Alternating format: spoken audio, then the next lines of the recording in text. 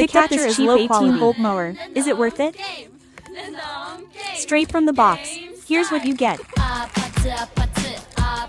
Box quality is great. Solid, just what you want.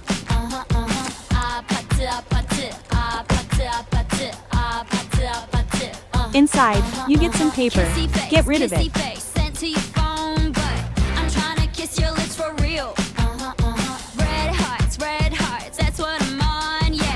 Next, the catcher and 2 arms for the stem.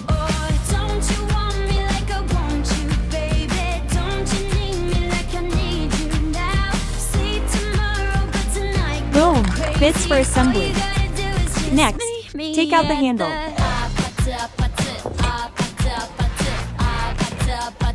It's tucked into the cardboard nicely. Thumbs up. Like, comment and sub for more. Bell. More cardboard, frowning face.